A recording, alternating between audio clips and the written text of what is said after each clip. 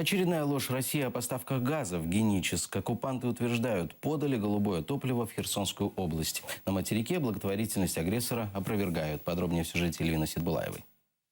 На этих кадрах глава оккупационного правительства Крыма Сергей Аксенов встречается с президентом России Владимиром Путиным. Просит его предоставить голубое топливо из оккупированного Крыма в Геническ. К нему якобы обратились местные жители. Там ситуация близка к гуманитарной катастрофе. Ситуация повторяется прошлого года. Просим вашего разрешения обеспечить такие поставки. Надо, конечно, наладить финансовую дисциплину в отношениях с соседями, это понятно, но тем не менее помочь нужно, так что... Не успев Путин дать приказ, как пропагандистские СМИ демонстрируют запуск природного газа.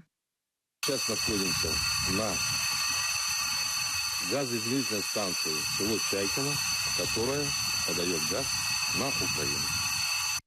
К сбору подписей причастен местный житель Эдуард Коваленко. У него пророссийские взгляды, говорят в Генической райгосадминистрации.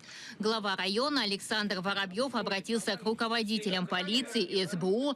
Деятельность Коваленко расследуют правоохранители. Власти города газ из Крима не просили.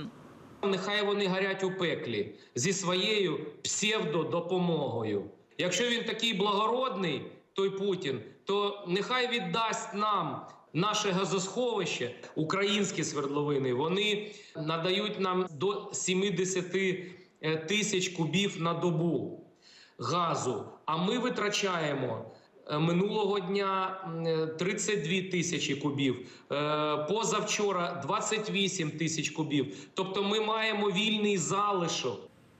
За год это уже вторая ложь Кремля о поставке голубого топлива в Геническ.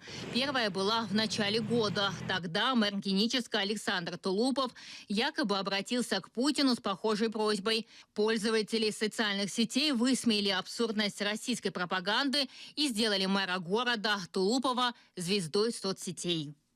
Эльвина Сидбулаева, Заман, АТР.